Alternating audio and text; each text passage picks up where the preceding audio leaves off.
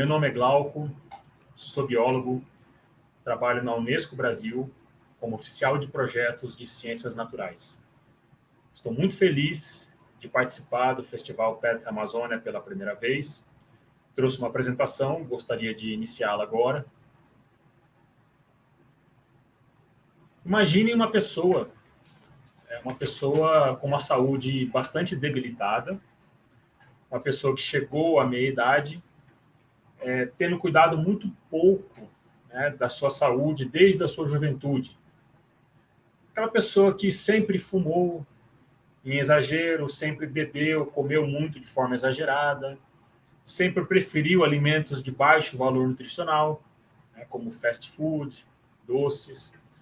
Uma pessoa chamada workaholic, né, muito dedicada ao trabalho, trabalha demais, não dá atenção às pausas e descansos necessárias, né, para sair daquele estresse do trabalho, uma pessoa estressada, uma pessoa que tem problemas de insônia, uma pessoa sedentária também, né, para piorar, uma pessoa que não pratica caminhada, não faz nenhum tipo de atividade física e também não faz a saúde preventiva, ou seja, não vai ao médico, não procura um especialista para tratar da prevenção das doenças, e sim só procura o médico quando está com algum problema sério. Bem, essa pessoa, né, após décadas de maus hábitos, agora está colhendo os frutos, né, desse estilo de vida. Então, ele foi recentemente diagnosticado com hipertensão arterial, pré-diabetes, o seu sistema imunológico ele é deficiente, né? Ele fica doente com frequência, com facilidade, uma pessoa que se cansa facilmente, tem fadiga crônica, né, tem insônia, e resolve, então, procurar o médico, né? Afinal de contas, eu nunca tive isso na minha vida, então parece que caiu do céu, né, essas doenças, e a pessoa resolve procurar ajuda. Bom, o médico examina e fica evidente ali que seus problemas de saúde estão relacionados a esse estilo de vida ruim, né, de décadas. E aí o médico resolve fazer um tratamento de choque nesse paciente. O médico ele lhe passa ali 17 medidas a serem implementadas por esse paciente urgentemente, né, e durante um ano. E durante esse ano, o médico se propõe a fazer um monitoramento desse paciente a cada 3 meses para avaliar o progresso ou não, né, dessa prescrição, dessas 17 medidas. Bem, considerando o exemplo, né, que eu dei agora sobre o médico-paciente, o paciente, no caso, seriam os 193 países signatários que formalizaram seus compromissos para a implementação da Agenda 2030, lá atrás, em 2015. E o médico seriam os especialistas, né, que estão espalhados pelo mundo, procurando aí implementar ações para a Agenda 2030 e, além do mais, monitorar o sucesso, né, ou o fracasso dessa agenda.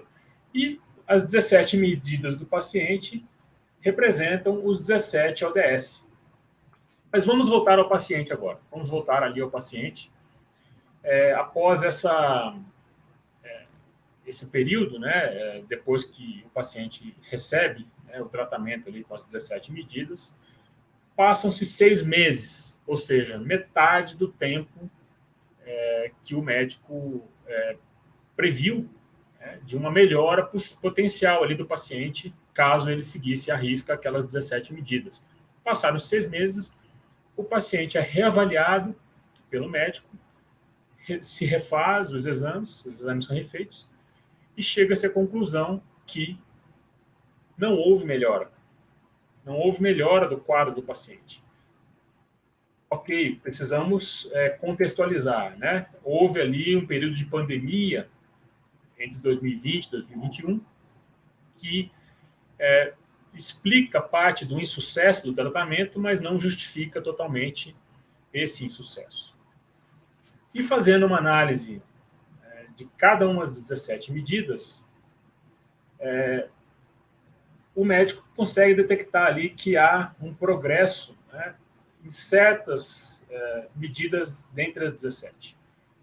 Então, houve um progresso ali em 3, mas o que chama a atenção do médico é que justamente aquelas medidas que são pré-requisitos para a melhora do seu estado geral de saúde simplesmente não evoluíram, ou o que é pior, regrediram, retrocederam em alguns casos. E são justamente essas medidas que estão sob risco devido à falta de progressos e os retrocessos observados. Tá? Bem, segundo os relatórios, né, o do Sustainable Development Report Goals de 2019 e o Sustainable Development Report de 2021, né, esse primeiro que foi publicado pela Divisão de Estatística das Nações Unidas, e esse último, recém-publicado pela equipe do Dr. Jeffrey Sachs, do Sustainable Development Solutions Network, esses ambos relatórios, eles demonstram, né, claramente que o mundo não está no caminho certo para o cumprimento da Agenda 2030 para o desenvolvimento sustentável. A Agenda 2030, ela tem como princípio ser integrada e indivisível. Assim também é a nossa saúde. É por isso que eu estou fazendo aqui uma analogia à saúde humana. Todo o nosso corpo precisa estar em equilíbrio e todo o funcionamento dos nossos órgãos dependem do bom funcionamento uns dos outros para que haja esse equilíbrio. Então, idealmente, todos os 17 ODS deveriam avançar como um todo, de forma integrada, afinal, eles são interdependentes. Porém, se nós fôssemos priorizar alguns dos 17 ODS, eu acho que valeria a pena nós olharmos para aqueles que são pré-requisito, aqueles que, se implementados de forma bem-sucedida, geram condições para o alcance da Agenda 2030 como um todo.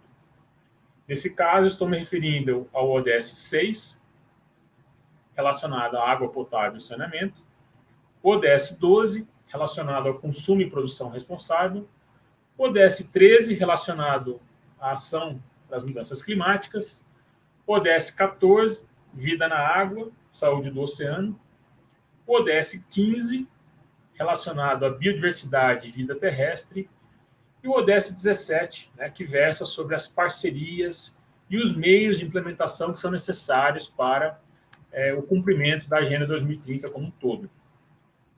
Agora, por que eu estou dizendo, né, eu estou me referindo a esses 6 ODS? Primeiro, porque nós vimos ali que houve retrocesso, né, do 15 e do 12 e praticamente quase nenhum progresso, né, do 14 e pouquíssimos progressos para o ODS 6 e o 13. Tá? E o que faríamos, então, se falharmos com o ODS 6, por exemplo? Sem água acessível para todos, nós teremos cada vez mais crises hídricas, algo que já está acontecendo no mundo e que vem acontecendo com mais intensidade, com mais frequência no Brasil nos últimos anos, principalmente no Centro-Sul. Tá? Sem água, a economia, o comércio, eles ficam estagnados, eles fecham, param, e isso tem um impacto no ODS 8. Isso gera um efeito cascata, gerando outras crises, como é o caso da crise energética que nós estamos iniciando agora. Afinal de contas, no Brasil, a nossa matriz energética ela é essencialmente hidráulica. Então, nós dependemos da água para a geração de energia. Só que sem essa água, nós não conseguimos gerar energia suficiente e precisamos gerar energias termoelétricas movidas a gás, que são cada vez mais caras e poluentes. E isso tem um impacto no ODS 7, né, e no ODS 8 também. A energia, né, então, assim, sem saneamento básico, as crianças e os adultos, elas adoecem, né, as crianças não podem ir mais para a escola, o que tem um impacto no ODS 4, de educação de qualidade. Os adultos também faltam ao trabalho, o que tem um impacto no ODS 8. e há um maior movimento nos leitos de hospitais, que dão impacto no ODS 3. Então, pouca gente sabe, mas nós estamos também, além de tudo isso, vivendo uma crise mundial no fornecimento de semicondutores. Nessa foto, nós vemos aí um reservatório de água, que fica em Taiwan, na província de Incheon. Esse reservatório está com 7%, estava nos meses passados com 7% da sua capacidade, e ele é responsável pelo abastecimento de água de uma indústria de semicondutores que custa nada mais, nada menos do que 100 bilhões de dólares. Aliás, Taiwan é um país que fornece 70% dos semicondutores para o mundo.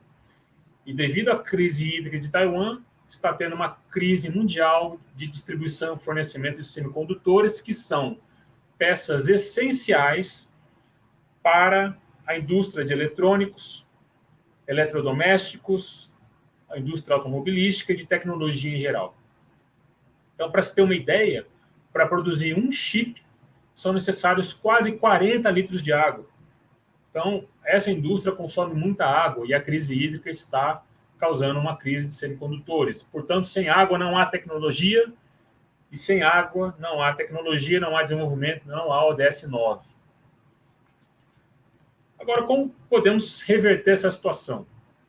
A resposta é financiamento. Precisamos triplicar os investimentos para a universalização da água e saneamento no mundo. Alguns estudos do Banco Mundial já mostraram que os valores a serem investidos para essa universalização giram em torno aí entre 74 a 166 bilhões de dólares por ano, que dá em torno de 370 a 830 bilhões de reais ao ano. Isso parece muito, mas representa entre 0,26% e 0,55% do PIB global. Ou seja, se nós, como humanidade, não conseguimos investir nem 0,5% do PIB global para fornecer água para todo o saneamento, que eu acabei de demonstrar aqui, gera um efeito cascata que pode ser negativo ou positivo, né? Nós realmente não vamos sair desse patamar. Bem, o que acontece se falharmos com o ODS 12, relacionado a consumo e produção sustentável? Hoje, com os padrões de consumo que nós já temos atualmente, são necessários 2,5 planetas para dar conta desses padrões. Tá? Se a população global, como previsto, né, atingir 9,6 bilhões até 2050, poderá ser necessário o equivalente a 3 planetas para fornecer os recursos naturais necessários para acomodar e sustentar nossos estilos de vida atual. Só que nós não temos 3, nós não temos 2,5 planetas, nós temos apenas um planeta. E o nosso estilo de vida atual está excedendo os limites de capacidade do planeta. E quem está pagando essa conta, em primeiro lugar, são os nossos mares, o nosso oceano. Cerca de 10 milhões de toneladas de plástico vão parar no oceano todos os anos. Isso representa mais ou menos ali 5 sacos de lixo cheios a cada 30 centímetros ao longo de toda a costa no mundo. A quantidade é imensa. Apenas 10% do plástico que é produzido é reciclado. Então a gente tem que lembrar disso. 90% do plástico vai parar lá, está indo parar lá no oceano. O que a gente pode fazer para salvar o ODS 12? A economia circular.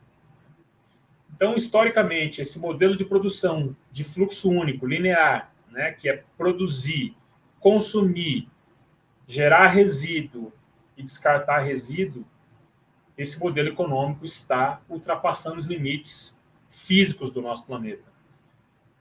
Então, a gente precisa mudar isso para uma economia circular, que é um conceito de produção que tira, né, que acaba com o modelo de fluxo único e reinsere os resíduos na cadeia produtiva, né, através de reciclagem, de consumo responsável e logística reversa. O que acontece se nós falharmos com o ODS 13?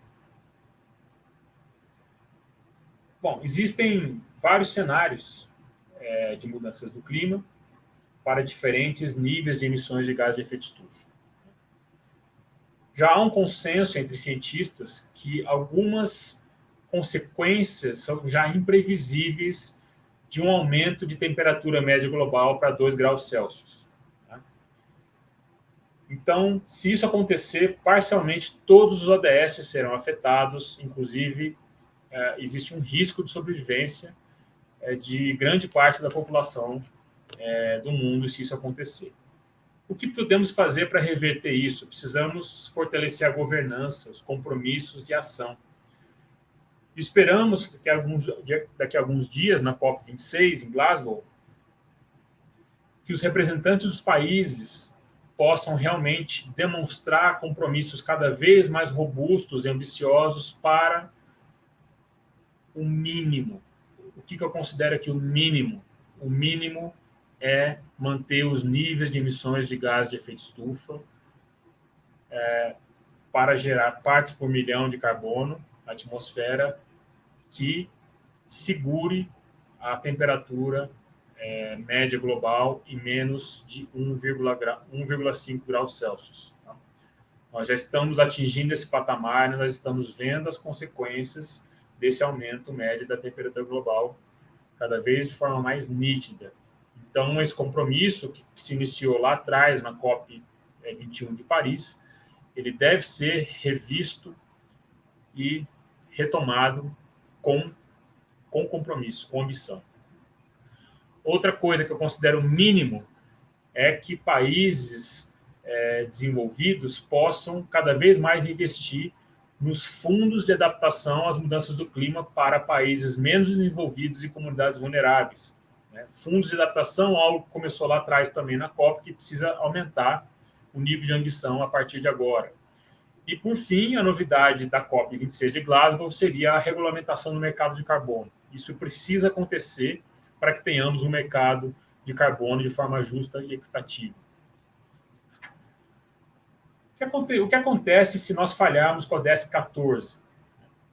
O ODS 14, como a gente viu lá, ele realmente está estagnado. E nós estamos ali com dados de sobrepesca que são alarmantes. Segundo dados da FAO, os estoques pesqueiros marinhos caíram em 25% nos últimos 43 anos. Só que a captura e o uso para a aquicultura aumentou em muito nos últimos anos, como a gente pode ver nesse gráfico. Então, de fato, nós temos um risco aí de sobrepesca e de que várias espécies de peixes possam desaparecer, colocando em risco a segurança alimentar de cerca de 3 bilhões de pessoas que dependem de peixes vindos do oceano como fonte de proteína, fonte de alimento. Então, isso tem um impacto direto no ODS 2, de segurança alimentar, fome zero. E também não podemos esquecer que o oceano gera o oxigênio atmosférico por meio do processo fotossintético do fitoplâncton, que são algas, bactérias, micro-organismos que vivem na superfície do oceano e que capturam oxigênio, que capturam carbono e produzem oxigênio atmosférico. Apenas uma espécie de bactéria, chamada Procloccus, ela sozinha produz 20% de todo o oxigênio atmosférico que existe no planeta. Então, a gente tem que realmente olhar os micro-organismos com mais cuidado, com mais atenção, tendo em vista até a pandemia de Covid, que trouxe muitos ensinamentos para a sociedade. O que pode ser feito para salvar o ODS 14? Nós temos aí a década da ciência oceânica para o desenvolvimento sustentável, que começa esse ano, vai até 2030, com uma série de ações e de projetos e frentes promissoras, como Carbono Azul, Economia Azul, Planejamento Espacial Marinho, Cultura Oceânica e a Comissão Oceanográfica Intergovernamental da Unesco está à frente dessa década para fazer a diferença. O que acontece se nós falharmos com a ODS 15?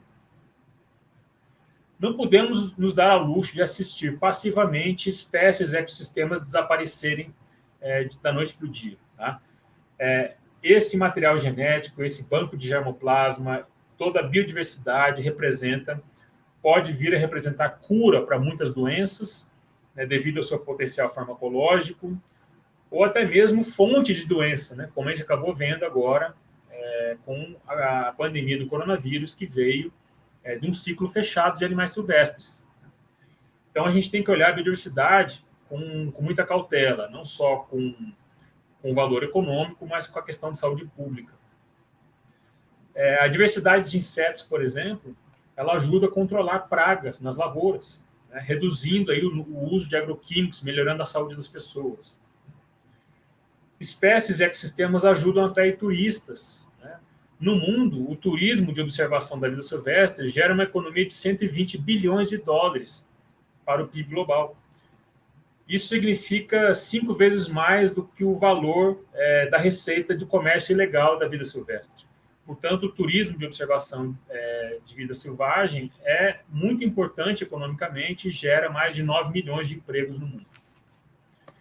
E o que a gente pode fazer para salvar o ODS 15? Nós temos aí uma enorme oportunidade. Nós temos a década da restauração ecossistêmica, que se inicia esse ano, vai até 2030, e vai trazer uma série de oportunidades, né, para fortalecer o turismo, o ecoturismo, a produção de alimento, entre outros benefícios, como os pagamentos por serviços ambientais e restauração em larga escala. Também não podemos esquecer que a Unesco, né, por meio da sua rede de mais de 700 reservas da biosfera, protege aí cerca de 6% da superfície do globo, por meio das reservas da biosfera e dos geoparques, que são áreas declaradas geoparques, 169 geoparques que estão em 44 países. Por fim, the last but not the least, né, por último, mas não menos importante, não podemos esquecer do ODS 17, que é justamente isso que nós estamos fazendo hoje. Um chamado à ação para cada vez mais termos parcerias e meios de implementação para virarmos o jogo da Agenda 2030 até 2030.